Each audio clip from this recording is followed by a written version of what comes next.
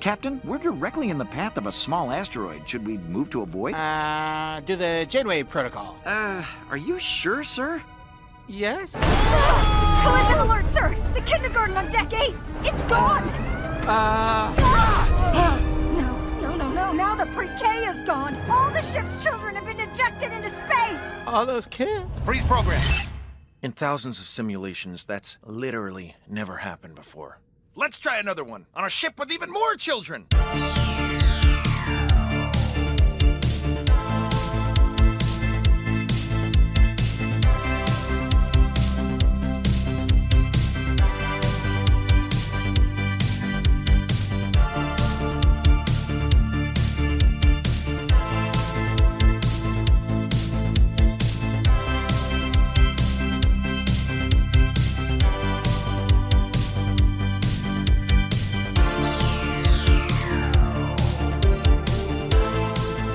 Welcome to Deep Space Pride, a gay Star Trek podcast. My name is Mike, and I'm one of your hosts for this journey. And with me is my co-host, Johnson. Johnson, how are you doing today?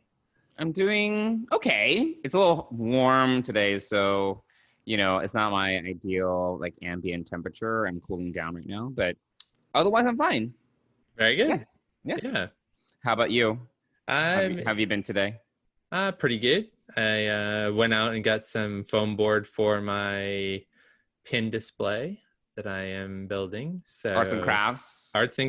Yes. I love arts and crafts. I was going to start it before we recorded, but then I realized I did not have enough time. So wow, I set up for our podcasting instead of cutting some foam board and putting it together. The pins are not going to go anywhere. So. They're not. No, but I'm super excited now that I got the frame. So I'm excited to put that together. So I went out and got a few supplies for that. Mm-hmm. And had ramen for lunch, which is a favorite of mine. I don't think I've had ramen since the beginning of the pandemic. It's been a while. Oh, wow. I've made my own ramen, which is not the same. No, I'm sure. No, absolutely not. You don't make your own pork bone broth, I would imagine. No, I think that's a whole process. I'm sure it is. It's it's legit a process. Yeah. And I don't have patience for that shit. Well, for me, ramen I love ramen, but I love a good tonkatsu broth. So really, really important piece of ramen for me is the broth. So. And that's where a lot of the work is. Right, yes. It's not hard to do the noodles, chop up some mushrooms, bake the pork or whatever. The pork katsu actually takes some time too. I think it's slow cook it or something. Yeah.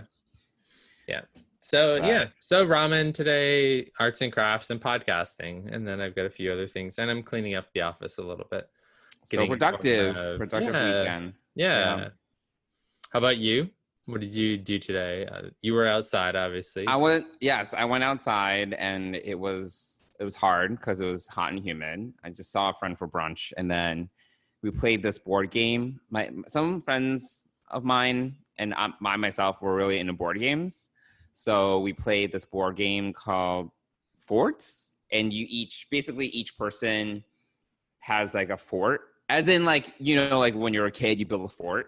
Yeah, it's like that. You're you and your friends are building a fort, and the purpose of the game is you want to build the best fort out of pillows and blankets and stuff. Kind of. It doesn't get that in detail. I mean, at the end of the day, you just you want to upgrade your fort, and then whoever gets the most advanced fort, that equates to victory points and stuff like that. And then yeah.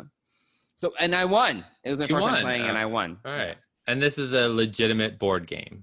Yeah. No, it's a legit board game. Okay. The last, I would say 5-10 years, board games have gone through a renaissance. And then there are a lot of board games that are started through Kickstarter and Indiegogo and stuff like that. Yeah. So now there's just this whole thing with board games. And it has definitely exploded since the start of the pandemic because people are inside. And, Is this an online board game or is this a... No, it's legit a board game. Oh, okay. Yeah. All right. I have so many board games. I don't think I've ever even showed you. No, not all of them. Yeah. I have cabinets full of board games. Oh, wow. Yeah. And you're worried about the 20 pins that I have and thinking that that's an excessive amount. One might say that, Well, oh, I suppose those in glass houses shouldn't throw the first stone. Well, perhaps. I do think that board games are conducive to group activities. So it is a little bit like there is a utilitarian element to board games versus something that's just on display, I would say. Okay. I mean, Yeah. fair enough. But they do take up space, don't get me wrong. Yes. You know, significantly more than my pins, by the way. Yes, I have two like full cabinets of board games. Next time you come over, I'll show you, and you'll be like, "That's a lot. That's a lot of stuff." Yes.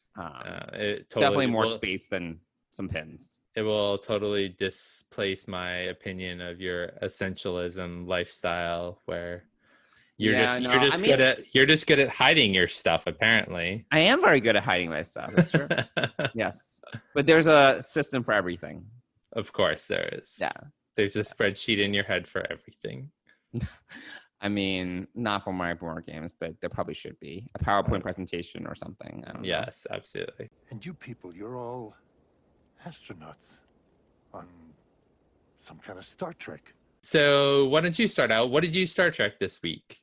Yeah, so I think since the last time we spoke, so I did two major things. I finally finished the motion picture. I mean, like, and this is, for those of you that have not heard the podcast, I have seen the motion picture before, so don't freak out.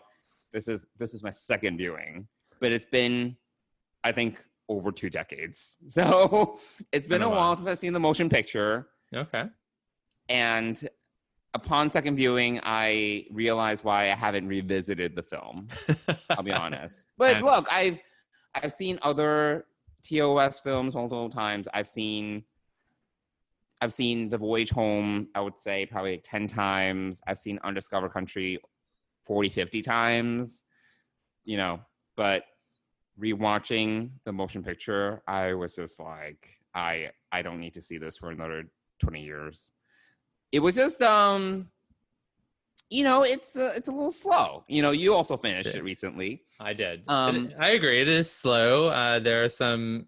It's also just the pacing. I don't know what it was. Right. And I realized that obviously they were coming back from a long hiatus of, you know, the show's been off the air for a while. They've kept, you know, the franchise was alive, but they weren't necessarily producing anything. But I just thought the pace of it could have been like a 40-minute episode. Like there were just long segments where people are just kind of looking at each other and kind of staring into space. And I'm just like, I don't understand why it's taking so long to do this thing. Well, I wonder. Continue. Oh no! Articulate your thoughts. No, I'm wondering if it is kind of a reflection of 2001: A Space Odyssey. In that sense, I wonder. Oh, you know what? There are some 2001: Space Odyssey vibes. Yeah, so I'm wondering if the it's effects and such. I don't know the time frames that these were both produced. I don't remember when 2001. I'm gonna look it up. It might have been actually around the same time period. Actually, no. It's 10 years before. It's from 1968, which is interesting. What? But essentially, I did think that like one of my biggest issues with the film is its pacing. Like I thought that it was very slow. I think it was overly deliberate. And there are just large segments where people are just kind of staring at each other or staring at the view screen, and you're looking at the view screen, and then you go back to their reaction of looking at the view screen, which isn't much, and then you go back to the view screen, and I'm like, what is happening right now? And then there are just odd moments where, yeah, like, you know, they're trying to go to warp within the stars. I you know, another thing, and this is one thing I'm very confused about after rewatching different shows, different eras. Is it safe to go to warp in a star system or not? I have no idea. I do think they go to warp pretty quickly after they leave space dock or whatever. Or yeah, they get out beyond Jupiter because that's on screen with the moons. So they do zoom by that, and then they try to go to warp, and they're like, warp 0.5. I'm like, what is that? And then they don't go to warp successfully because there's some calibrations off. and then they go into a wormhole. I'm like, what is happening right now? And then there's an asteroid in the wormhole, and there's the big to do with this asteroid, and then I don't know. There were just odd things happening that weren't really. I'm like, what is like? First of all, why is this happening? But second of all, like, how is this happening? And there's like making shit up as they go along. I don't know. But it didn't really, like, for example, the whole wormhole scene didn't really do much for the story. Like, I think it was supposed to show that Kirk he was still kind of, getting his feet wet after being right. admiral's chair for a while. Yeah. But I was like, that was a long segue to something, very random. At this point. Yeah, well, that scene sort of brings up two things. One, it definitely shows the conflict between Decker and Kirk and kind of the new captain versus the old captain. And then the other thing, too, is it allows for Spock to join the crew, right? So that's the other piece. So it brings Spock into the... I guess, but they didn't have to go into the wormhole for Spock to join the crew. I mean, they exited the wormhole, and then they met Spock, and Spock came on the Vulcan shuttle or whatever. Yeah. Well, the other thing too is Scotty had kind of foreshadowed this. I mean, he said that they weren't ready and this new engine wasn't tested. So I think it's a fair assumption that something, if you were something would happen. I think my issue with it is we've never seen that happen before. I was like, why is this wormhole? Like, why did it generate a wormhole? Right. And it's just a long sidetrack. So anyway, literally, it could probably the whole film could have been boiled down to maybe it's not even a two-parter. It's maybe a slightly long 50-minute episode or something. So so I finished up the motion picture. Yep. And I also started to do a rewatch of Enterprise. Wow. And I told you this, but I've never seen Enterprise in HD before, because Enterprise premiered when I was in college, and I literally had a 15-inch cathode ray tube TV or whatever it was.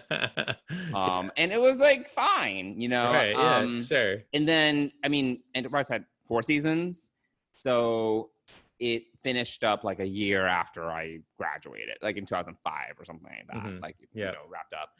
And even after college, I did have a TV, a decent sized TV, but it wasn't HD. HD TVs were not commonplace back then.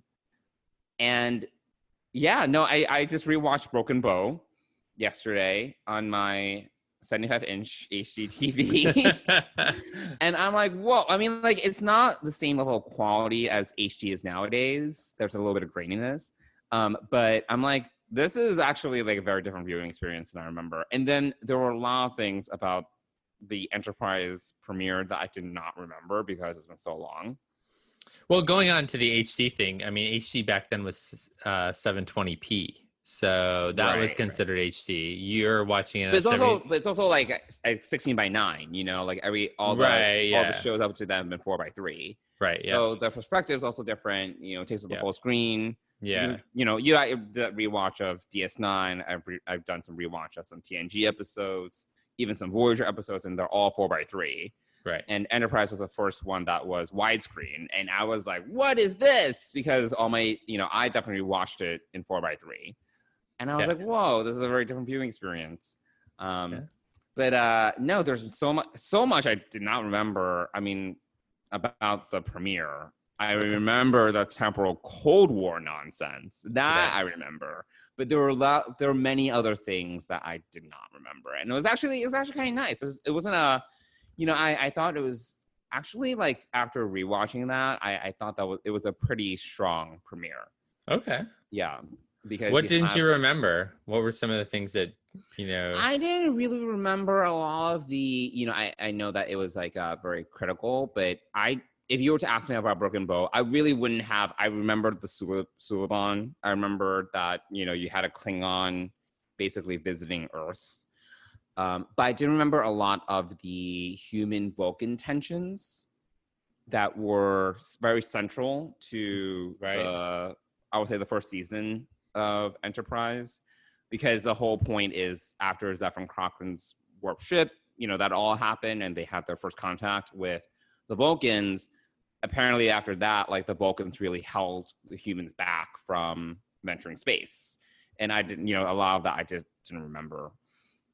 So it was like, this is basically like 90 years after Zephyr Cochrane's test drive. And this is the first time that they are really letting, like the Vulcans are kind of letting people from Earth like do their own thing and kind of forge their own path. And that's a big component of the overall narrative, which I totally forgot about. So, and then the Temporal Cold War nonsense, I was like, all right, it's fine. Like, it's so complicated. And I actually reread stuff from Memory Alpha, and I was like, this shit still doesn't make any sense. It's fine. Well, I think it's two things. It's a lost opportunity, and it's an unfinished storyline, really. It is unfinished. They just kind of like, Manny Kato just like wrapped it up, and he was like, I'm moving on to like different stories because this is not going anywhere. Yeah. And then he did his own thing for season 4. Right. Which was, season 4 was, in my opinion, like, I don't know if everyone who is a fan of Enterprise agrees with this, but I do think like season 4 was the best because they did like all these like throwback episodes, like fan service episodes. They did like, mirror universe episodes. Mm-hmm. It was more fun. And I thought overall more successful than some of the earlier episodes anyway. I thought the Zindi arc was actually not bad, but I don't know. It's been a while. I shouldn't even speak to it because I'll probably just say something incorrect. But anyway, so yes, that's what I've started. I'm trying to remember if there's anything else. I think that's mostly it. I'm looking at my notes because I'm trying to remember if there's anything else. I don't think so. Not in terms of Star Trek anyway. Oh, Okay. I'm still on the return. I'm still working my way through the return. I'm like 60, 70% through it. Okay. So you're continuing to read a little bit. That's good. I have not. Well, I haven't read. I've listened, but we'll get to that in a second. Yes. But I'm done. What about you? What have you Star Trekked since the last time we spoke? So the last time we spoke on camera, on audio, is I had watched the motion picture. I'd finished it. But most recently, over this past week, I've been watching a lot of Voyager. So I went back and watched Scorpion parts 1 and 2, which is very good. And then before I moved on to the second episode of season 4, I think I did. I don't remember which order. I think I may have watched the second episode where Seven is kind of revealed in her new outfit and things like that. So I didn't even talk about that. So in Enterprise, if you remember in Broken Bow, so like T'Pol is basically the Seven of Enterprise, right? Right. Yes. And then there's this whole scene when she and Trip are in the decon chamber and they're rubbing like I don't know, it's like some sort of like antibiotic or whatever cream all over each other, and it's so comical because they had that in. I remember they had that in that scene in the teaser. But I'm rewatching this episode, and the only reason why I'm bringing it up because Seven was brought on for the sex factor, right? The sex factor for UPN. Right. And they're having this whole conversation as they are rubbing this stuff, like this oil all over each other. Like, it's a serious conversation. Like, they're talking about what happened on the planet they were on. They're talking, like, Trip is complaining about, like, how the Vulcans, like, held them back as humans. Mm-hmm. And they're legit having, like, a discussion/debate. But it's so hard to take seriously because the camera is like zooming on the small of T'Pol's back as Trip is rubbing like that area. Like, it's ridiculous. Like, I was like, this is ridiculous. It is so funny. It is such, and I've complained to you about how I was rewatching TOS, right? And right, yeah. so much of TOS is a product of that era. Like, maybe it didn't seem sexist back then, but watching it now, it seems ridiculous, right? Yeah. I think in the same way, like watching like some of these scenes, whether it be, early, mid third, fourth season Voyager or, Enterprise, and how T'Pol was really sexualized. is really like a product of the late 90s, early 2000s, when it was that like FHM, like, Playboy kind of era where like, that was fine. And that would be kind of problematic nowadays in like the Me Too Absolutely, era. yeah. It's Yeah, just so right. fascinating. But Yeah. sorry, continue your thought process. No, I mean that's a really good point. Yeah, that's but yeah, so bringing Seven on was obviously a reason to up the sex factor and say goodbye to Jessica Leon, who played Jennifer Leon. Oh, Jennifer, sorry. Jennifer Leon as Cass, and who I actually really liked, and then she went crazy. Yeah, I think, and so the second episode really dealt with her and Seven, and kind of the gift, but also Cass's evolution, which I think was kind of nice to see them do something with her. I don't like what they did. Did you ever watch the follow up to that when Fury when she came back? I've seen it before. I have not watched it yet. I'm kind of making my way through season 4. So okay, but I did go back. I don't like where she ended up as a character, because she came back and then she was really angry that the Voyager crew allowed her to leave, and then she like tried to kill everyone. Yeah, I do vaguely remember that, and it's curious because she really chose to leave. It really wasn't. Wait, she did? I thought they had to get rid of someone because they had. Oh no! The character Cass. Oh yes, leave. Not Jennifer Leon. No. Yeah, not Jennifer Leon. So so that I think is part of it. But well, she also couldn't help it because she was like, she was ascending to a higher plane. She was blowing a Voyager. She kind of had to go. Right, exactly. So that's why I have to go back. I have to go forward in Voyager and watch Fury and just see what I think. I think that's a season 5 or 6 episode. Okay. It was a while. Yeah, but I did go back to season 3 momentarily and watch Unity, because obviously that had a huge part in the finale, or the finale to the finale, 2-part season opener, right? Because that's why Chakotay was able to kind of like connect with Seven. Yes, exactly. So that was helpful to kind of see that, because I didn't remember. I remembered at the time. I have seen it before, but I didn't remember the context of it all. So I didn't remember that they saved him. By doing that, they saved him. And also that they took him over, essentially, and had him, fire on his shipmates and things like that. And so I went back and watched that. Then I moved forward, and so that's 3 episodes of Voyager. I haven't watched 3 episodes of Voyager in a long time, or 4 actually. So then I jumped ahead to Scientific Method, because it was the one where they were having aliens operate on. That was a great episode. That really was. Yeah, and then Janeway was like, "F this shit. I'm taking the ship into this binary star system." Yeah, right. Or no, binary pulsars, right? Binary pulsars. Yeah. And like, we're all gonna die together, bitches. Yeah, get off my ship. And, I do like it when Janeway gets all hardcore like that.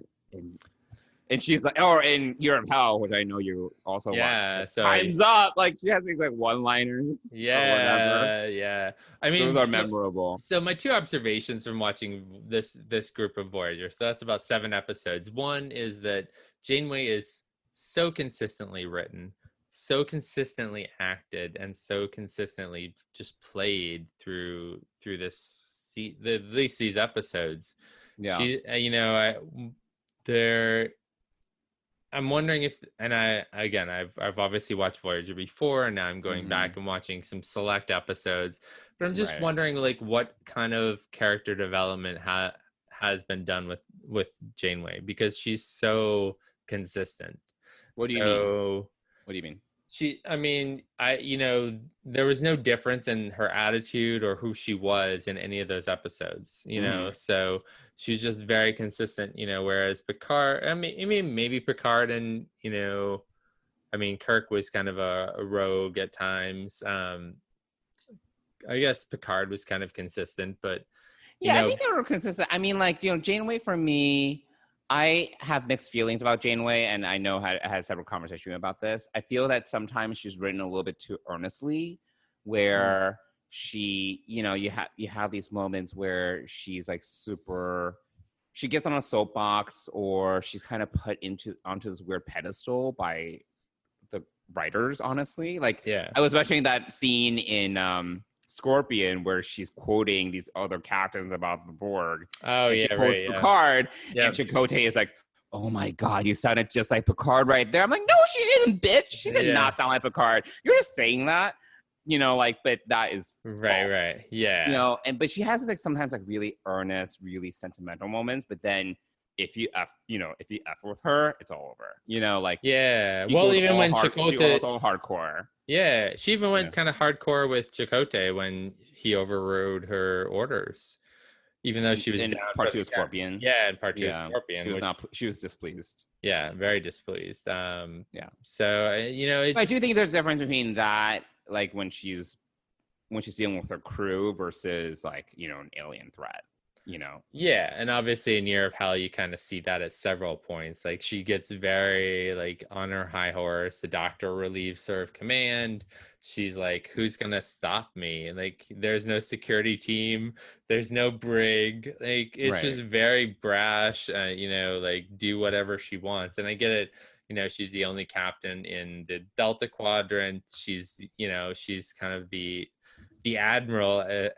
She has no one to report up to. Like, she's on her own. So it's just a very consistent portrayal, I think, which isn't a bad thing. It's just like, is this all her character is? Like, what, and I don't really enjoy the do you mean Liam... like do you feel she doesn't grow as a character over 7 seasons? Yeah, I don't. That's your point. That's my point. She's not really growing. She's consistent, but I don't know mean, what I new think... things. Where's her growth? Where's she opening up?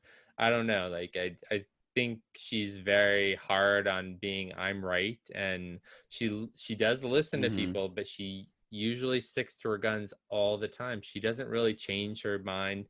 She listens, but she still kind of leads from the front and being like, "This is how we're doing it, folks." Like, yeah. So that's my struggle with that. Is it's a very, and granted, I think that the situation is different. Her being in the Delta Quadrant all on her own with no support, so she does kind of have to maintain that, but I think it's almost to a point where it's almost detrimental.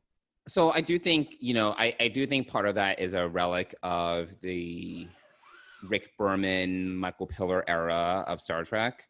I think out of all those captains, I think personally Sisko is probably the one that was most complex, because you start with him being very bitter, and then by the end like he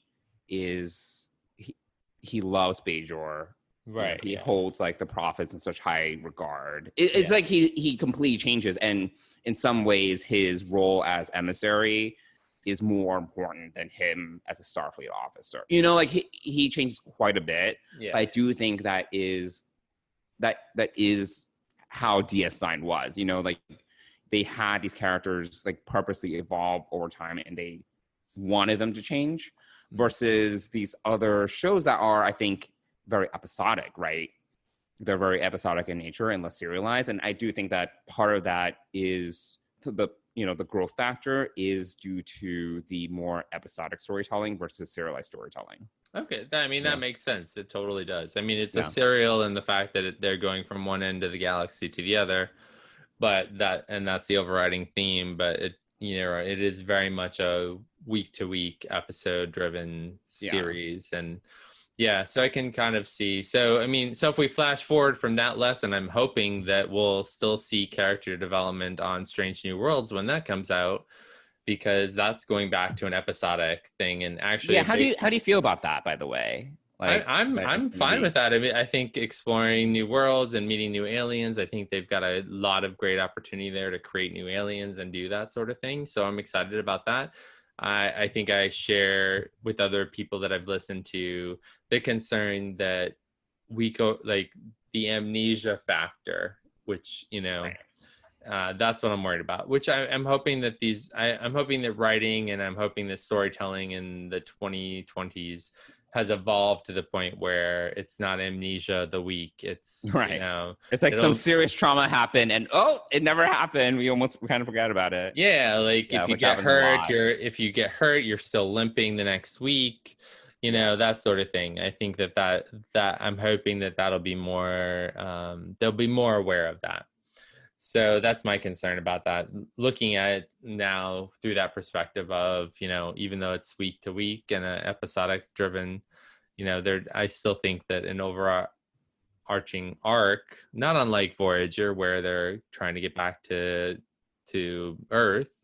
You know, I hope that the writers of Strange New Worlds will kind of be aware of that and keep the character development going forward. Yeah, I do think that since we last recorded, I do think Alex Kurtzman had an interview where he talked about that a little more in depth, and he did say that he's looking, you know, while it's going to be more episodic, he's looking for serialized character storytelling. So hopefully that means that you have these overarching storylines for these characters and you see them evolve and grow, blah, blah, blah. Yeah. Even though, you know, it might be Planet of the Week or, you know, right, exactly. Alien of the Week or Temporal Anomaly of the Week or whatever. Right, exactly. So that's kind of my observations. The only other observation I have really is around Jerry Ryan and how well she plays Seven in these early days. Yes.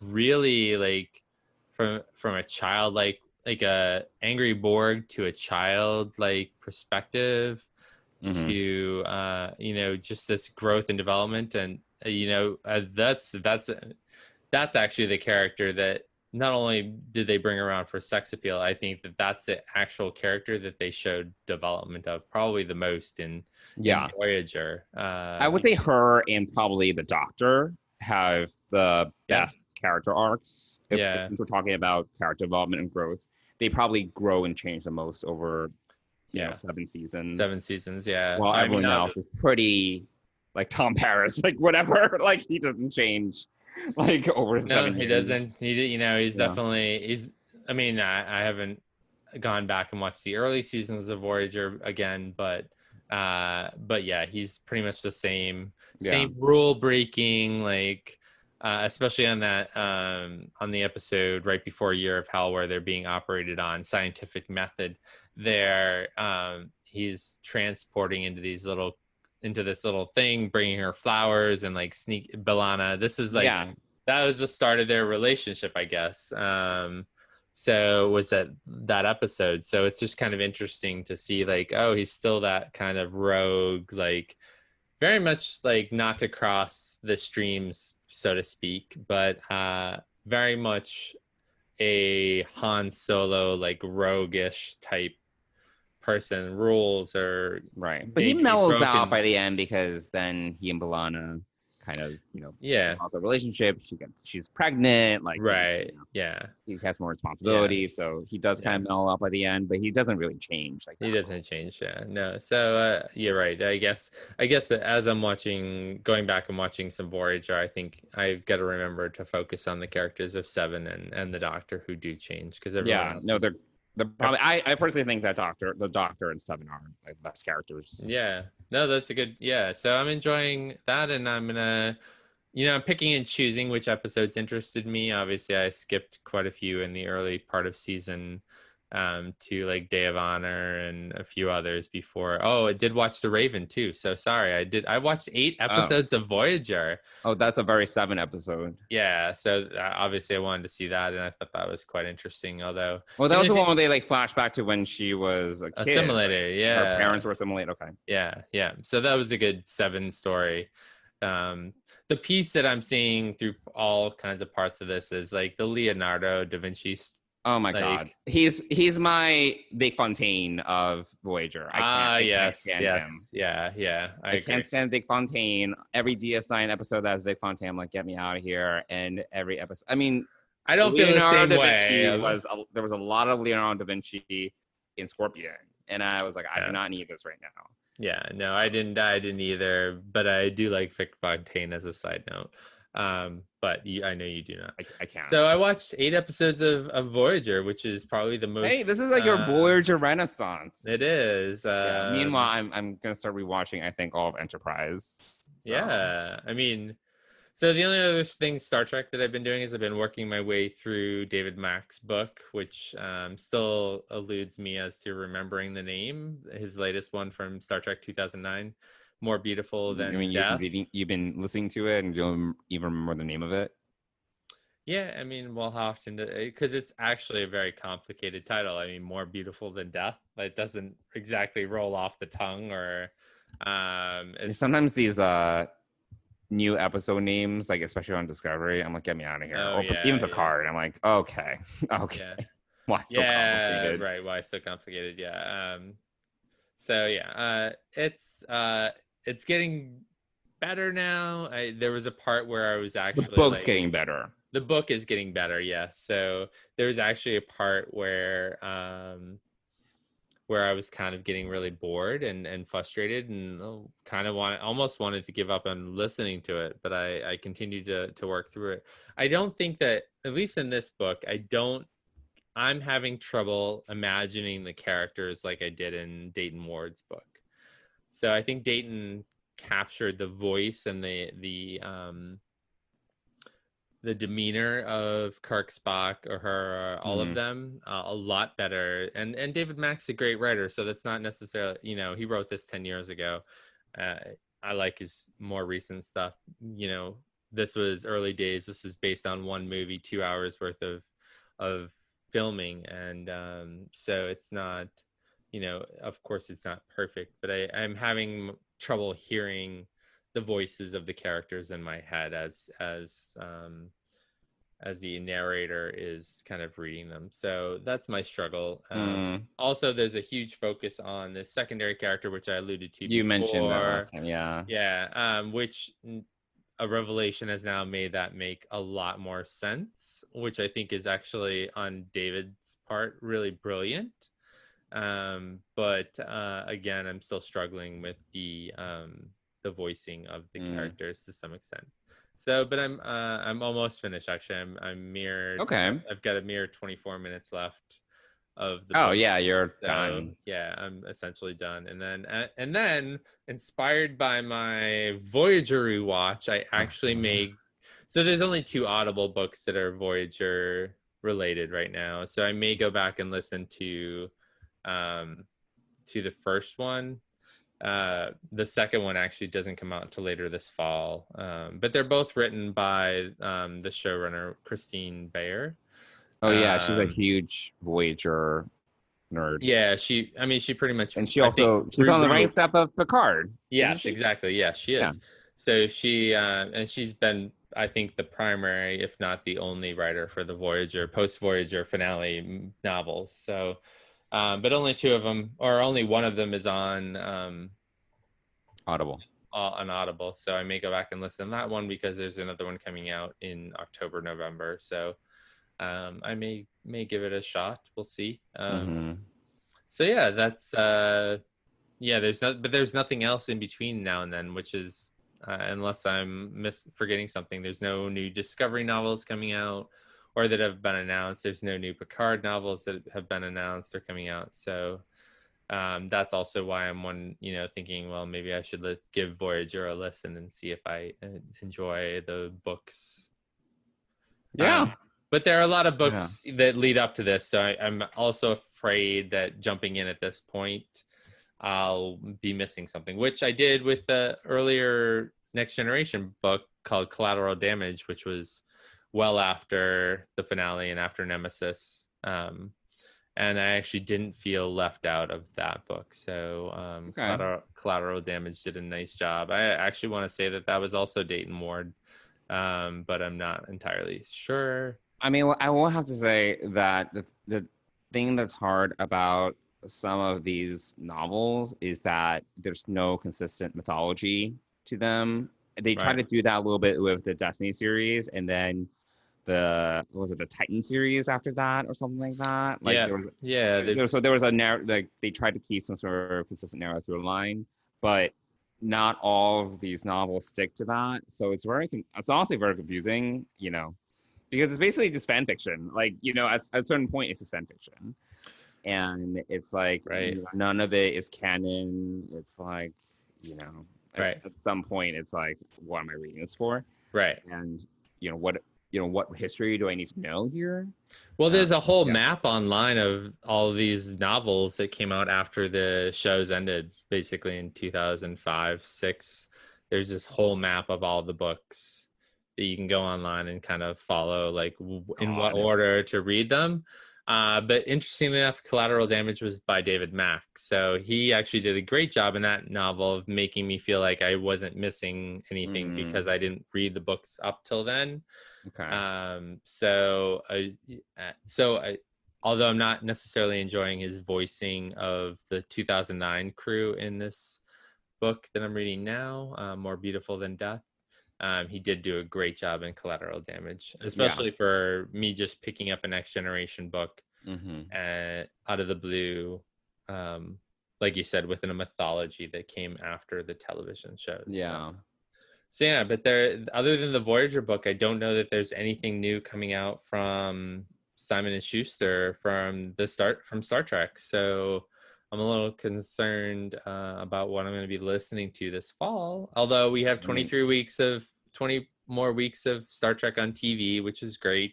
There are also non-Star Trek books out there, if you want. There are, and I do listen to some other books as well for various, self-development and things like that. So yeah, but I do enjoy, this is one of the things we've talked about before, maybe not in an episode that's been released yet, but we've talked a little bit about how Star Trek is a nice escape, right? It's a nice, especially during these times, it's always nice to kind of pick up an old TV show, pick up a book. It's like comfort food. It's exactly. So that's also why I'm like the audiobooks, is because it's comfort food that I can take with me on the go, because I can't walk down the street or go, for a run or do whatever, walk around the city and be watching a TV show. So it gives me an outlet to listen to Star Trek. So that's a value to me as a viewer, and why I enjoy it, and why I think there might be one other book coming out in the fall, but 2 books, one of them Voyager, which I have not listened to previously. So I'm a little nervous about what I'm going to listen to this fall. So if Simon & Schuster editors are listening, okay.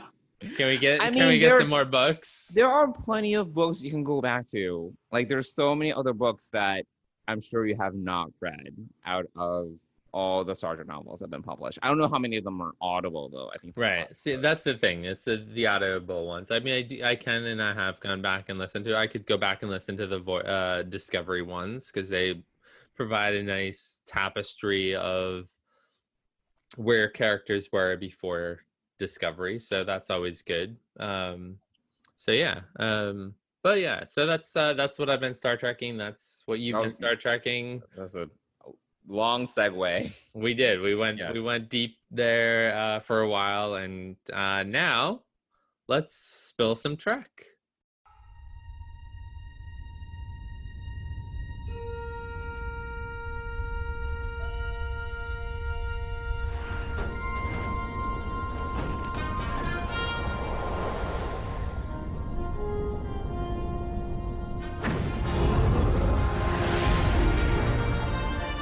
Yeah, so today we're going to talk about 2 Lower Decks episodes. So our listeners are getting 2 for the price of 1 today. So we're going to be talking about episode 2, Envoys, and episode 3, Temporal Edict. So why don't we talk about Envoys first? So yeah, Mike, what did you think of Envoys? Envoys was enjoyable. I would say it was good overall. There were some really good moments through it, and I think the message at the end, and we talked a little bit off camera about Boimler's breakdown, and then the resolution to that, which was orchestrated by Mariner, was a nice lesson. Like, that's that's what you kind of watch Star Trek for. So that I enjoyed, but I didn't enjoy it quite as much as Second Contact. I have to say, I still enjoyed Second Contact a little bit more than I did Envoys. but it was still very good. I thought it was interesting that there were some funny moments with, obviously it was very heavily well, no, it was split. One thing I do like about this, it's true, and we kind of focus on, there are 4 characters and they're in all the episodes. I mean, obviously there's only 3 episodes, but in this episode you see Mariner and Boimler on an away mission, and then you see Tendi wanting to hang out with Rutherford, and Rutherford going through all of these great experiences to check out other divisions, because he spends all of his time in the Jeffries tubes. So that was a fun little adventure. Romp through the story. You get to romp through this ship, and you got to see the senior officers kind of interact with them, which was good. But yeah, I thought it was overall good. I still rated Second Contact higher, in my personal opinion, as a story. But what did you think about Envoys? Yeah, I agree with you, and I gave you my initial reaction right after watching it. I did not think that it was as strong as the pilot.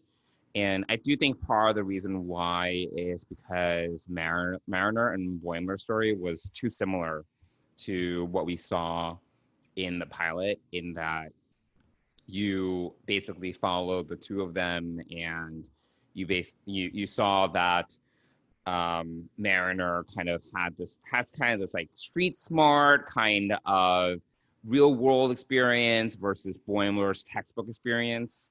And you see that clash, and then Mariner's experience ultimately win out versus Boimler's like non-real world experience. And it basically hit like a lot of the similar beats as what was hit in the pilot. So I actually thought that even though their excursion on the planet was fun, I do think that it had its moments, and there were some pretty good like Easter eggs there. Like Jamaharan and things like that, like there was those Easter eggs like that were cool. I thought that from a narrative perspective, it was kind of going back to the same well, and as a result, it kind of weakened the episode for me. Because ultimately speaking, it kind of, it basically was the same thing. I actually did enjoy Rutherford's storyline more. And I liked that he was able to kind of explore all these different divisions. I really liked when he was in the holodeck with Ransom, and he was going through the command simulations, and the kids were being ejected into space due to just bad decision making. Like, it was just funny. Like, it was like, it's very, like, in terms of the humor, it's just silly, it's funny, it's a little bit slapstick, like, and ultimately he just realized that his calling is in engineering. I thought that was great. And I thought that even though it was the B storyline, in that it was like really quick takes. I actually like that more than the A storyline. So yeah, like, I thought that there were some really cool call outs. Like I loved Boimler's meltdown when he's just talking about how he's going to get shipped out, and they're going to find his like final shaky video logs, and they're going to try to piece together what happened to him. Like all those things, that was funny, that was great. And really good. Like, like it's like jabbing at, these like Star Trek tropes in a funny way, as was Rutherford's, journey through these different divisions. Like, how do you just, go to like a science division versus like engineering division was great. That doesn't happen, but it's I was really happy to see how all the senior officers treated him. Yeah, no, I like that too. That I thought that was a really good message, and I know that there was some talk about the first episode and the characterization of the senior officers, and I think that for the most part they were really redeemed in this episode to some extent, about how,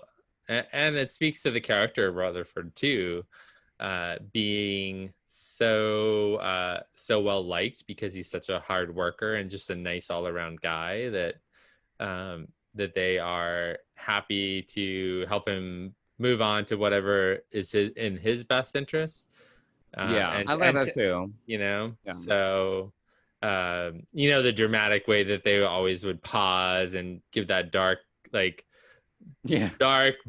darken the background with I thought was really was funny in a very standard kind of cartoony way, but the reaction for both security and for engineering was really super supportive, and I thought that was really great. And that's exactly what you kind of want to see. That's like the hopeful, like really well run Starfleet piece of all of this that I think people like to see, especially after the first episode and people thinking that the senior officers were just kind of lame, kind of like idiots. Yeah. So any favorite quotes? I know that we've talked about a few of them, but you did like the meltdown. Anything else that kind of stood out for you in terms of like quotes or scenes that you really I mean, my favorite was definitely when Rutherford was doing the command simulations, and they're like, the kindergartners are being sucked out into space, and oh no, now it's the pre-K. It's just, that was really funny. Yeah, that was my favorite because me and children don't get along. Right. Not that I want them to be sucked into space, but I thought it was. And then Ransom was like, let's try again, but with more children, and that was just funny because it just it reminds us of like why the Enterprise D has so many kids on it.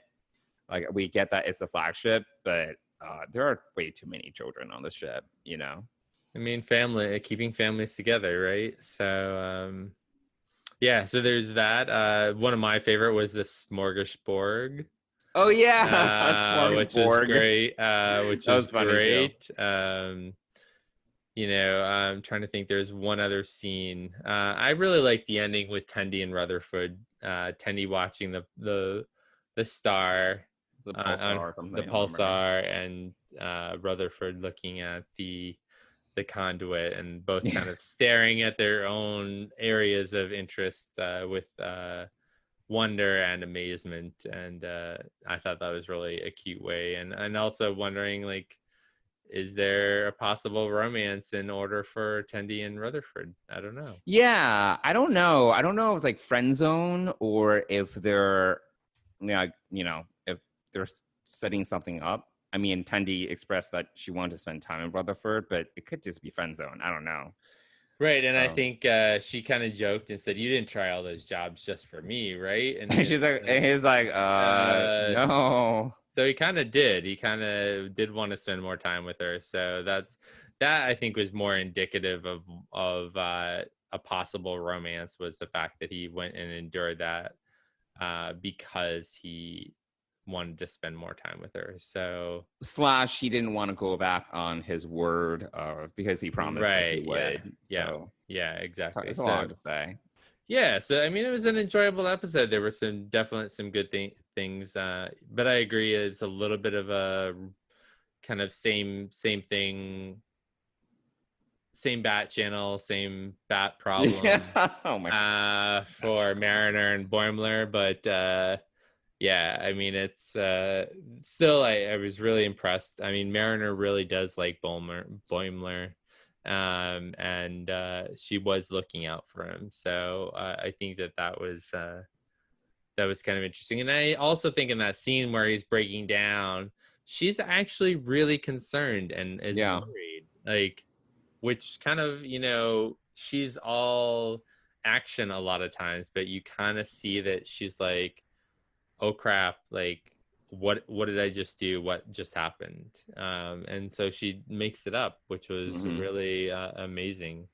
I think it's also funny, and the thing he says to her, you and I are the same age. When did you have time to do all that stuff with the Klingon, with the Klingon? So, I think that there's some, I mean, obviously she said she served on 5 starships, I think, already. So she's bounced around a lot, and she's been to and this is also in the pilot, but she's been to many more planets than him. Yeah. So I think it's interesting if they're the same age and she was demoted. she was already a lieutenant and had already served on 5 ships. I think that's there's a little math problem there somewhere. I don't know. At some point they're gonna get into it. Did she like just speed through Starfleet Academy? I don't know. Right. Did she start young because her parents are an admiral and a captain? Who knows? And that's also curious. Like, I do want to understand do people not know that she's the captain's daughter? Because, the way that it was revealed to us in the pilot was like, it's not common knowledge. But I don't see how that is possible in that day and age to not know someone is related to someone. Like, that's curious to me. But at the same time, it's not explicitly said that people don't know. So I am like a little bit like that hasn't really been explored. I think obviously the first officer does, because he's like thinking that she's hot at the end of the next episode, right? Which we're going to get to in a minute. We'll talk about more about that later. But yeah, I do wonder how well known it is if she is in fact the captain's daughter. I mean, we do get to see it. There've been previews of a scene where she and her mom are arguing, and she gives her Mariner gives Captain Freeman the Vulcan salute and says "Peace out." Yeah. So yeah, I kind of wonder about that. So I guess we'll find out more. But I don't know that the lower deckers know that she is the captain's daughter. I just don't understand how that can not be known. Maybe people make assumptions based on last name or whatever. So I guess maybe, so, well, sounds like we both enjoyed it. We didn't enjoy it quite as much as Second Contact, but how about we move on to the third episode? Yeah, should we rate this one? Do you want to give this one a grade? Sure. Do you remember what grade we gave the last episode? Well, I gave Second Contact a 9, I think. Okay, and I gave it a 9.5. So yeah. So I actually would give Envoys a 7.5. Okay. I would probably be between 7 and 8. I don't know which way I want to go. I'll go 8 because I think the lessons that we learn in Envoys is a good one. Are some good ones. So I think I'm going to give it an 8. Cool. All right, let's move on to Temporal Edict. Personal log. I've completed all of today's assignments ahead of schedule, and I have requested more. Space, the funnest frontier? Episode 3 of Star Trek Lower Decks. Johnson, what did you think of Temporal Edict? Yeah, so I really like this one. I thought that both major storylines, the one with Mariner and Ransom on the planet, and then the one with everyone else on the ship, I thought that they were both really strong, and I thought that it was enjoyable. I really like, I mentioned this to you separately, I really like that this episode gave us the chance to see the ensigns interact a lot more with the senior staff. Whether it be Mariner really having some moments of Ransom, or Boimler talking to Captain Freeman, giving her a pep talk, for example. I thought that was great. And I thought the pacing was great overall. I thought that, where it comes to, and you were talking about this, the name of the actual episode is it's spot on. Brilliant. Yeah, it's brilliant. Wow. Kudos to Mike McMahon for this one. I mean, that is a great, you go into the episode thinking there's going to be like time travel. Yeah. And it has nothing to do with that, but absolutely not. So brilliant how that name works for the episode. Yeah. And, obviously the whole thing with buffer time is a callback to Scotty and how he, basically buffers in all this time so that he can come across as impressive. A miracle worker. He'll always beat his deadlines. Right.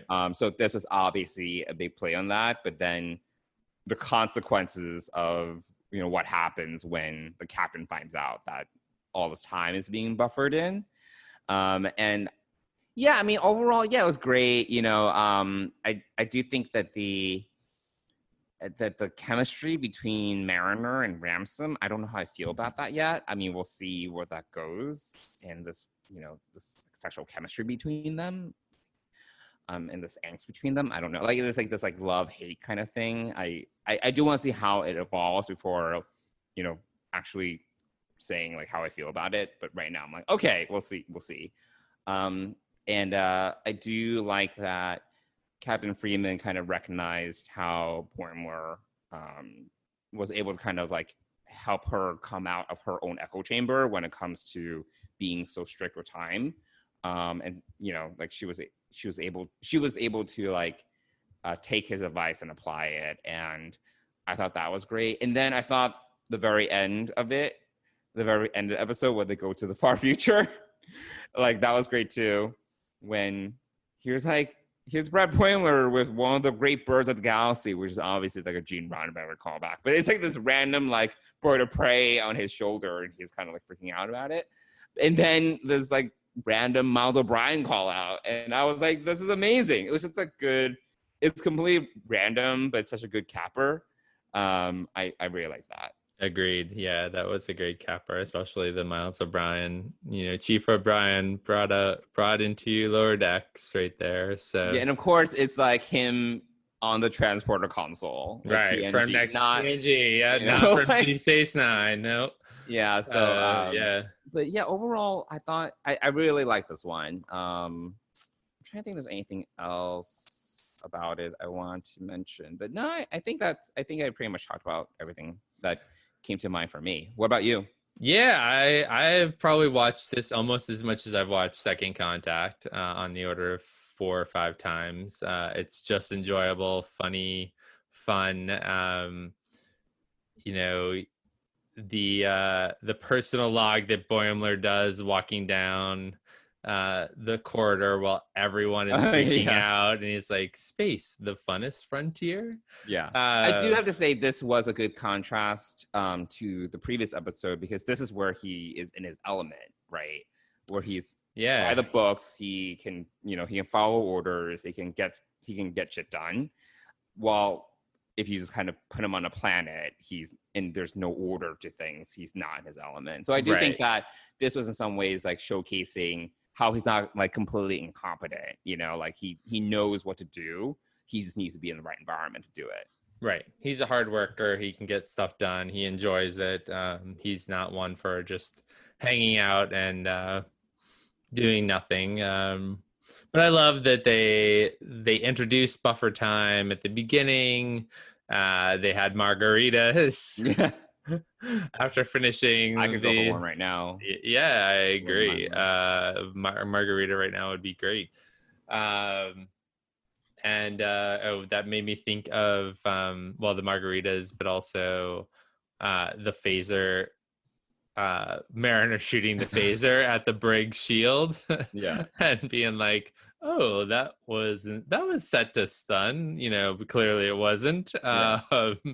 So I thought that was kind of hilarious. I would say that the both storylines in this episode were great, and it was actually, especially after seeing the first episode where the senior staff kind of overlooked Boimler's contribution to the solution. This time he really was the solution. Yeah.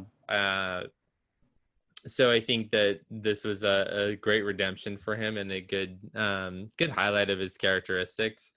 Also, Mariner on the planet, just badass. Like that woman could, especially, another favorite quote of mine is from when she's surrounded by the spears, and she's like, surrounded by spears. Wait, am I Kirk? Is this the 2260s? Yeah, that was great. That was hilarious. The whole exchange with her and Ransom in the cage, where she's like, here's all my scars, here's you play it safe, which is a direct throwback to how Will Riker was often perceived as playing it safe. So I thought that was interesting. And also, what else happened in that cave other than her being stabbed in the foot, which I thought was a brilliant turnaround in that scene. But what did she say? God, man, I can't remember. She said something that made me laugh before the whole fight. Before the fight. I don't remember. Anyway, it was just an enjoyable episode. I would probably go back and watch that again, just because it is, so well written from the title all the way to the characterizations. I think that it does show how great of a Starfleet officer Mariner really is. And I know what it was. The whole interaction with her, and she's like, permission to speak freely. And Ransom is like, you always do that. No one can shut you up. That was hilarious. So, Tendi and Rutherford kind of take a back seat to this episode a little bit. It's definitely a Mariner and a Boimler episode. This time separate, though, which I think is great. So I do think that was nice that they weren't together, and that was a change of pace, and that's part of the reason why I like this one more. Yeah. Also, it's kind of we were on our way to Cardassia. Oh yeah, we had a showdown with a Klingon. It was almost like Star Trek 3 with the showdown with the Klingon bird of prey. Almost. It was there were some just really great call outs to previous Trek in this episode. So yeah, I really enjoyed it. I would actually, this is definitely, at least for me, a 9 again, if not a little bit higher. I really enjoyed this one. Oh yeah, I would give this one an 8.5. I thought it was really good. I do think that was curious that the aliens were using like spears, but obviously they're warp capable, otherwise they wouldn't have been invited to the Federation. So that was a little odd, but I was like, all right, it's fine.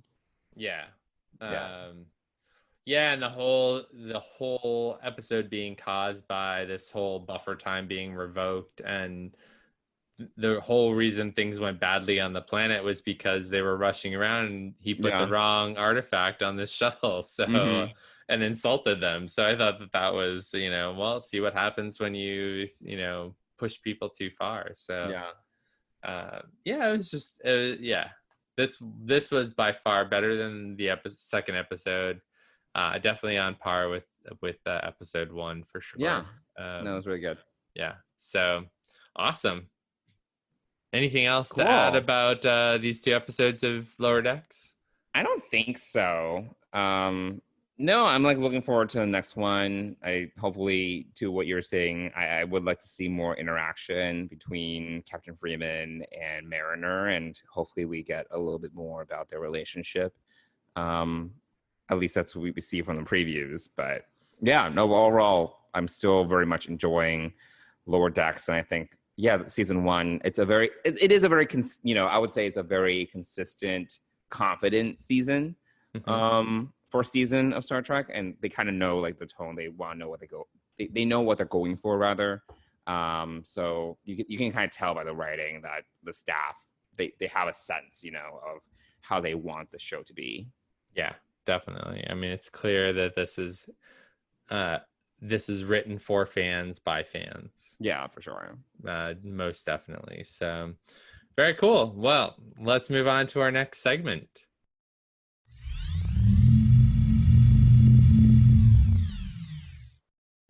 Yeah, so off topic, where we talk about other stuff besides Star Trek that we're watching or reading.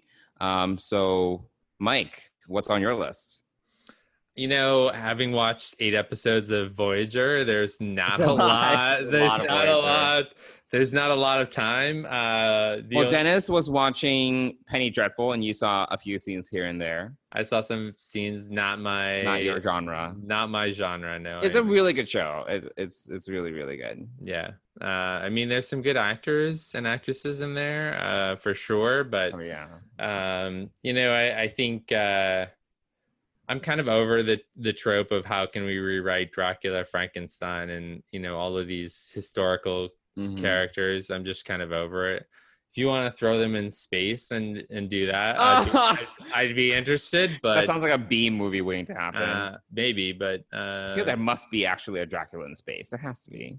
Probably. But I want it written by like Stephen Moffat or someone with credible film and TV history. So yeah, no, I did not really get into Penny Dreadful. That was part of his binging.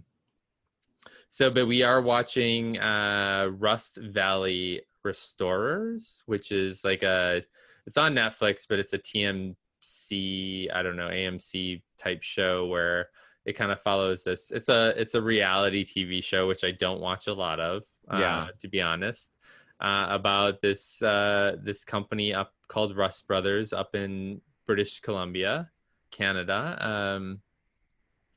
And I mean, the scenery up there is beautiful, first of all. So Dennis and I talked a little bit about, it might be nice to go to British Columbia and all right, and see it. But it's just a restoring show with a lot of stupidity at times, and but it's good, Then Dennis, so we have a rule: you can't watch, if we're both watching a show, you can't watch it without me, type situation. And I don't watch it. I mean, I don't watch a lot of TV. This week was an exception. But so he went on to view some other like similar genre shows about restoration and car. Okay, so random. So, yeah, I mean, like once you start watching one or two things, Netflix just serves you up, like starts to link to your the algorithm. Yeah. So, so Rust Brothers from Rust Valley Restorers is the only other thing I've been watching. I'm trying to think if there's anything I've been intaking as far as... Speaking of reality, though, I mean, I don't remember when, like, in terms of timing, our last recording and when you actually watched it, but Indian Matchmaker. Oh yeah, we watched Indian Match. It feels like came up in. I had brunch with some friends today, and that came up, and I was like, "All right, you know what? I gotta watch a show." You do have to watch it. Yeah, it's interesting. It's only 6 episodes, so it's not a huge investment. Yeah, Dennis and I did watch that, but that was probably 3 or 4 weeks ago. Oh, okay. I mean, it's come up in conversation quite a bit. It has, yeah. So, I mean, the characters are quite memorable, and the situations are interesting.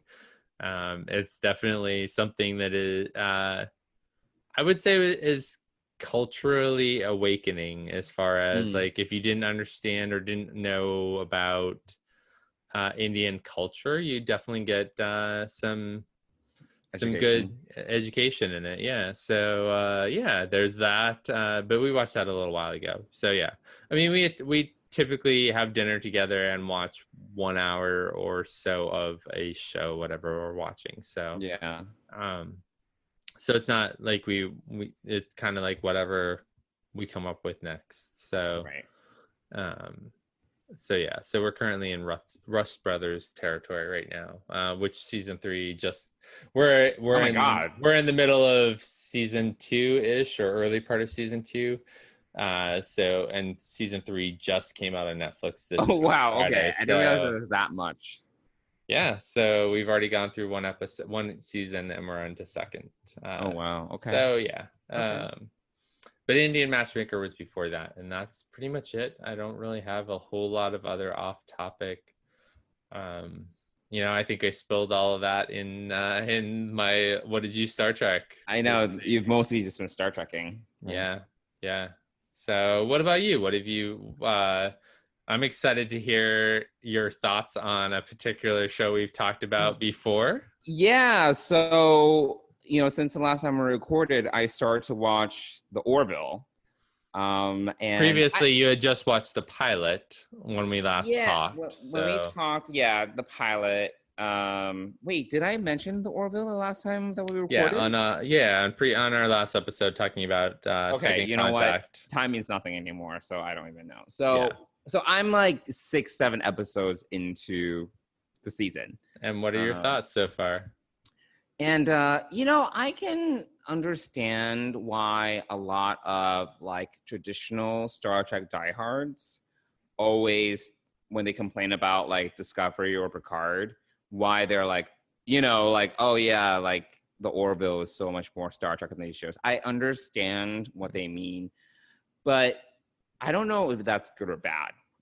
I think that the thing about the Orville, in my opinion, is that it is an homage to the original series and the Next Generation, but it's an homage to the point where it is just straight up ripping it off. Like, it's, if Seth MacFarlane wasn't such a big Star Trek nerd, I'd be like, this is this is straight up just ripping off Star Trek, But because he kind of prefaced it with, this is an homage to Star Trek, and I love Star Trek and what it is, he gets a pass.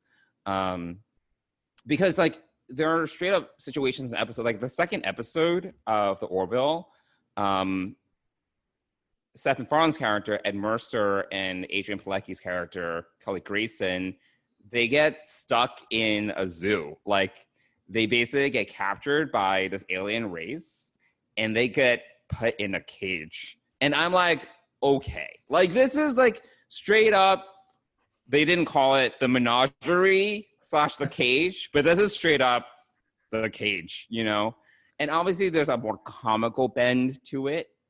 But I'm like, okay, and if I did not know that this was, again, an homage, I'll be like, all right, they're just like, this is straight up plagiarism. But to be fair, they were really put in a zoo. They're on display. The difference is, I mean, I get the whole reference to the cage and the menagerie and everything, but there are people walking through, looking at them that are like, they're in a zoo. Right, but that's what the menagerie is. The menagerie is a zoo, But only for the Telosians. It's not even for anybody else. But it was for these aliens. Like, these aliens are based. It's like this. So what it was this one alien race kind of looks down on all other alien races that aren't as technologically advanced. So there's this one alien race that it was their zoo. Got it. Okay. They even like kind of looked like the Telosians, like big foreheads or whatever. I can see why, like, these diehards love the Orville so much, because it is these very episodic episodes, sometimes just straight up like, moral quandaries that are out of traditional TOS TNG episodes. And it's like, the story beats are very similar. I don't personally think, at least from what I've seen in the first season, it really has pushed the envelopes of sci-fi. Like, it is very much a retread with a comical bend. Like, that honestly is very familiar, And I think in that way, it is that, comfort food angle that maybe a lot of these more traditional Star Trek fans are looking for, and that Discovery and Picard don't deliver. And if that's the kind of Star Trek you want, watch the Orville, rewatch TNG. I think Star Trek has changed with the times. Like, there's darker characters, there's more of a moral, like, gray area, more serialized storytelling. It's different, and like, I like it. I'm enjoying it for what it is, but at the same time, I'm kind of like, this is like, in some ways, like, almost too familiar, And it's interesting. There are interesting setups. Like, this one character, Commander Bortsu or Bortis or whatever. Bortis, yes. Bortis, yeah. Bortis. He is from, his background is that he's part of an all-male species.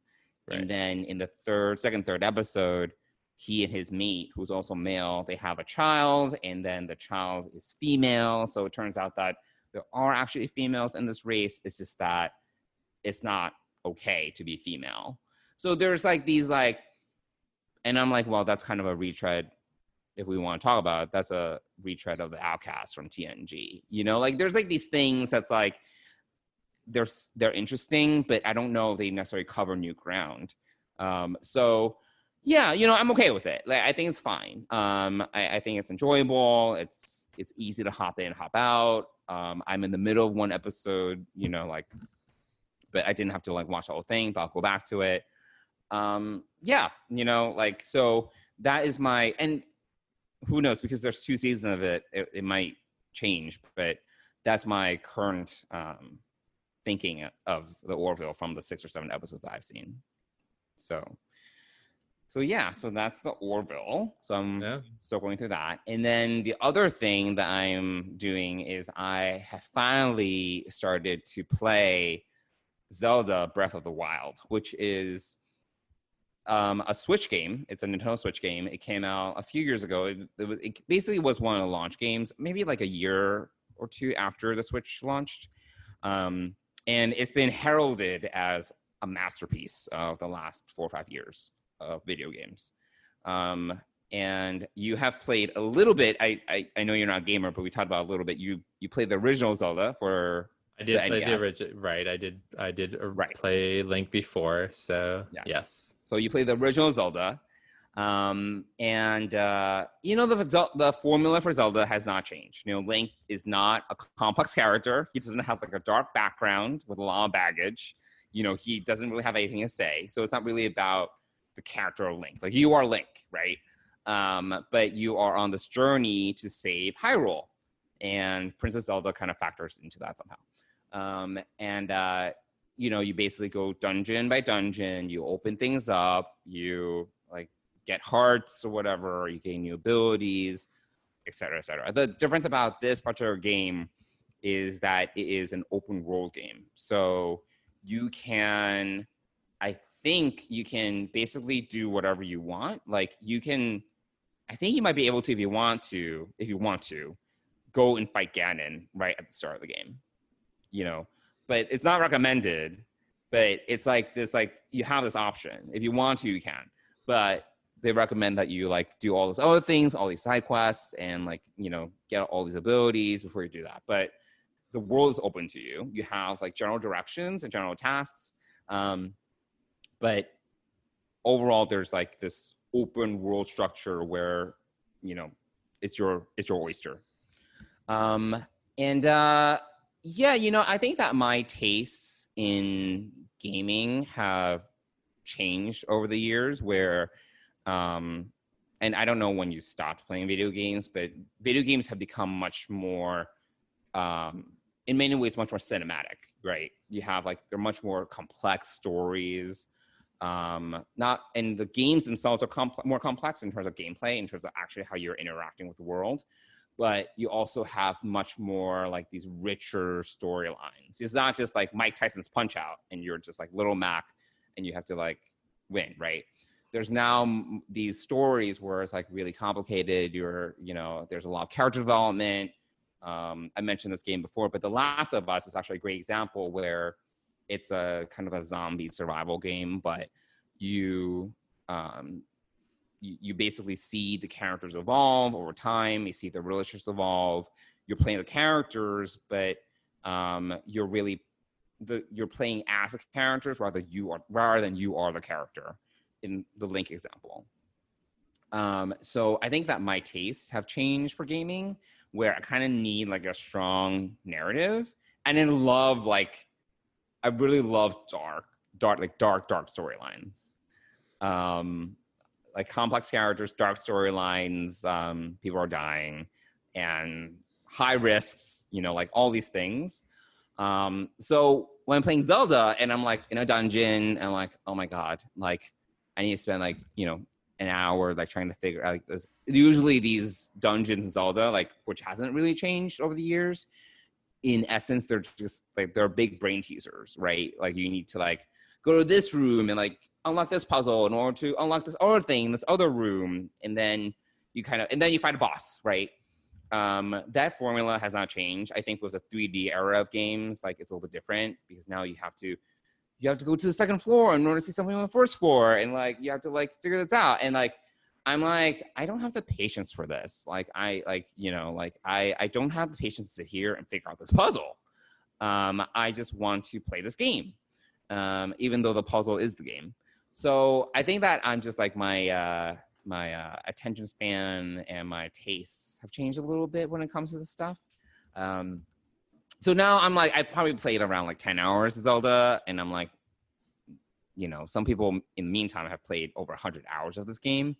And I'm like, should I just rewatch Enterprise instead? So those are the two things that I'm doing that are off topic. I'm watching the Orville for the first time, and I'm playing Zelda Breath of the Wild. So yes, so that's there we go. Time. Yep. Well, I think maybe it's time for us to go talk to Deanna for a little while. What do you think? Yeah, that sounds good. All right, let's go dish with Deanna. Come in. Hi. You got a minute? Sure. What is going on with you, Mike? How's your personal life? How are things in Hell's Kitchen and your relationship? Yeah, I think this week's been interesting, mainly because I did watch a lot of Star Trek, and I'm thinking like it felt like an off week for me. So, and I don't know exactly why. And Dennis and I have talked a little bit about why we felt off, but we don't know why. Maybe it's a little bit of cabin fever. Maybe it's missing going on vacation. Various different things I think kind of all contribute to that. So. Yeah, I think that's part of the reason why I've deep dived into Voyager or to Star Trek in general, is just to kind of give my mind something to like relax it a little bit. Although it's been a long time since I've seen these episodes, so it's also rediscovering them. But yeah, I think it's just. I think maybe things are just status quo.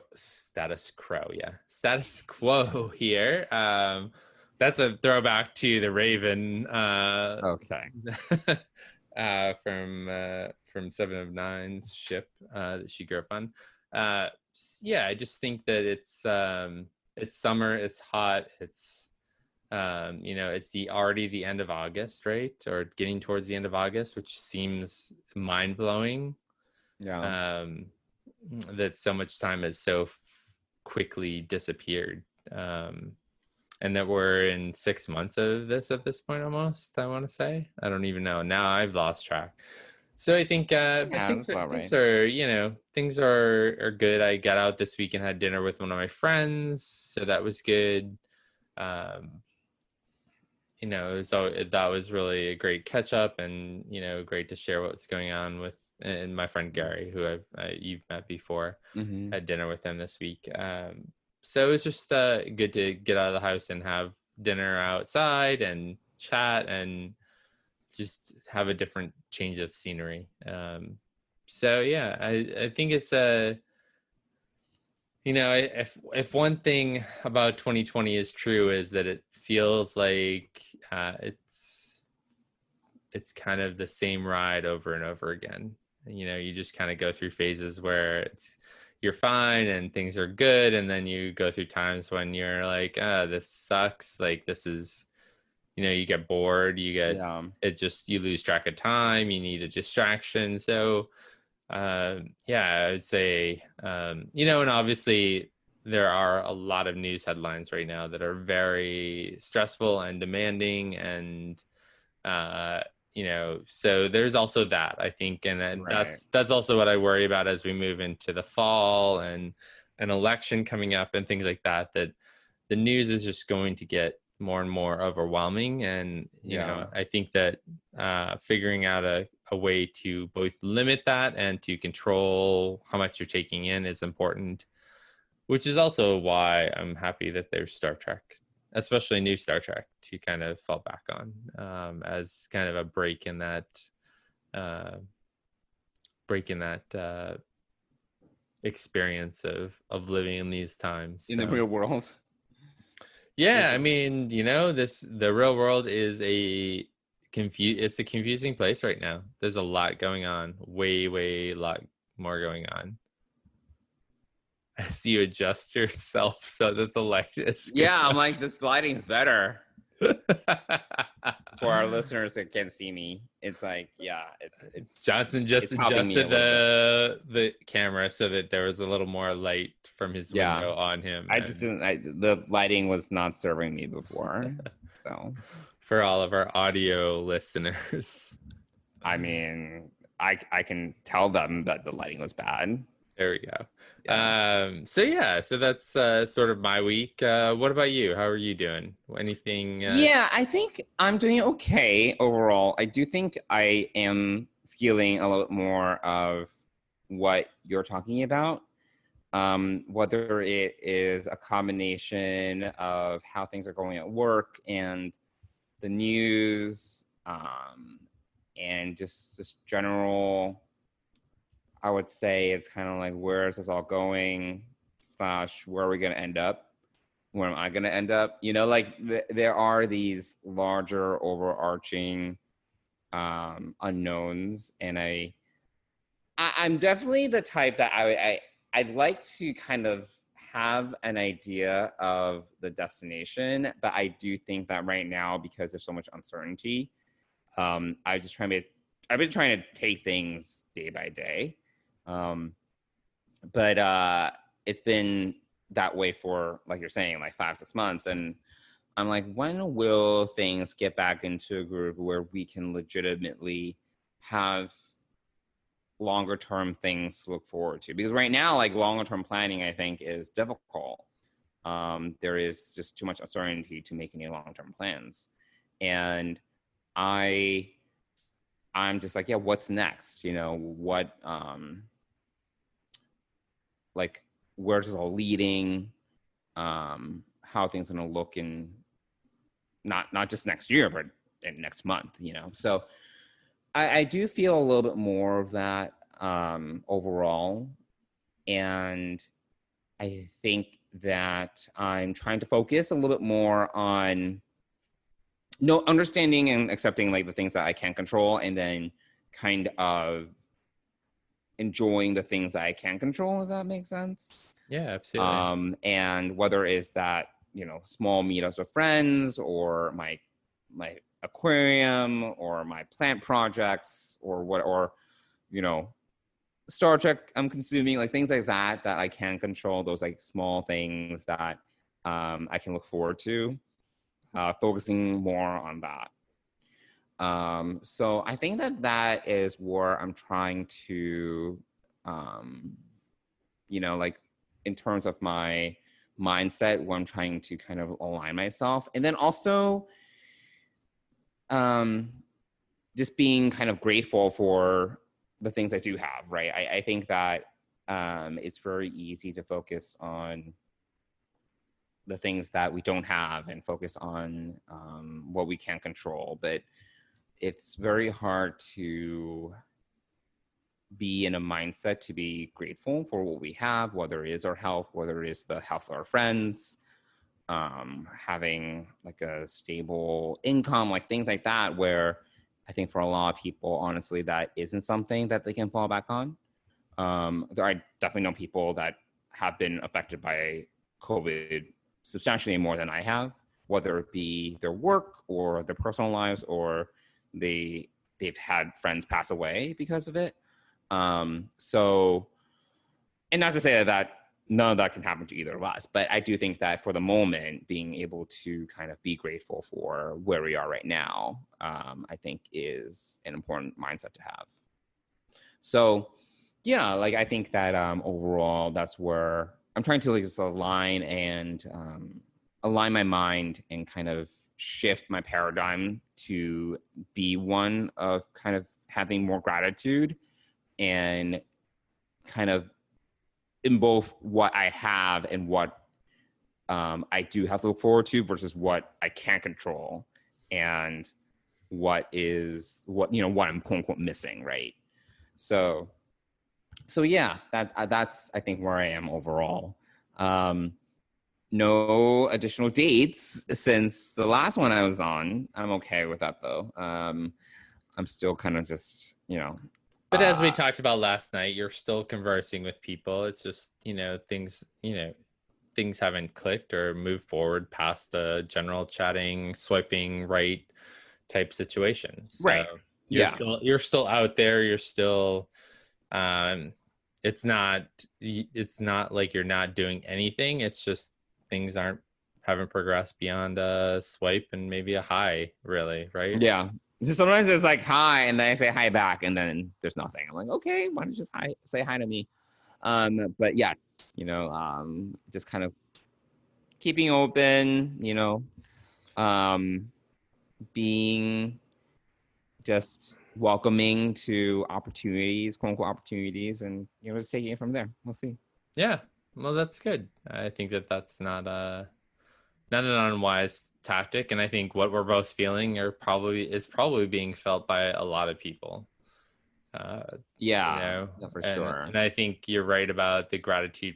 Having a gratitude practice is proven to make people happier or to feel happier overall, despite their circumstances or despite and it the takes world. work. It takes work because I think very naturally speaking, all of us kind of focus on what we don't have and focus on, like, I would say, like, focus not only on not what we don't have, but also on if I could only have this, or I could only have that, and Right. Yeah. what we're missing out on. This, FOMO is a perfect example, right, of this idea of like missing out, right, versus focusing on what we have. I think that takes discipline and practice to kind of have a kind of mindset.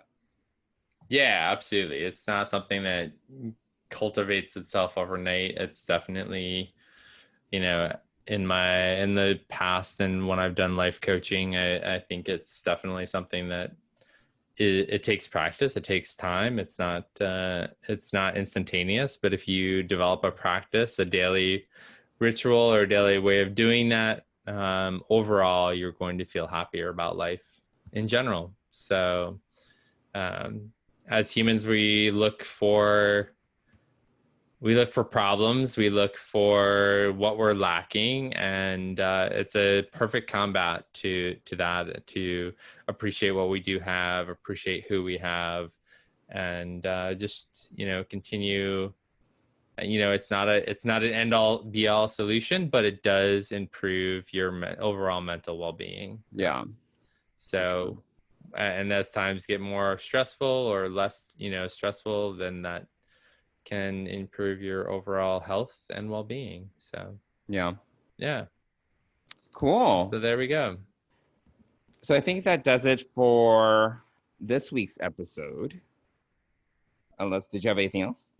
No, I think we're good. Okay. We just want to remind people to subscribe if you haven't already. Leave us a review. You can also reach us via email at deepspacepride@gmail.com. And where can they find us on the internet, Johnson? Yeah, they can also find us on social media. On Twitter and Instagram, we're at Deep Space Pride. And you can always send us a message or DM us, and we'll try to respond. Yeah. So thanks for listening, everybody, and we'll see you again next time. Bye, everyone.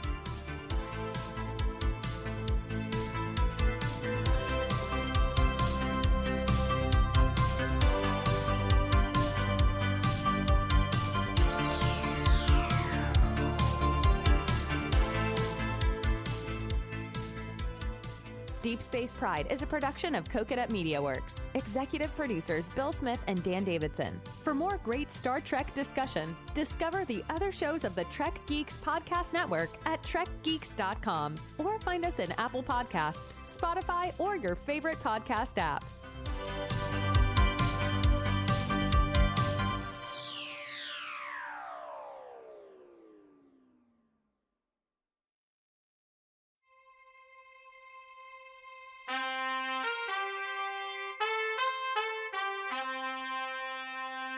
Coconut.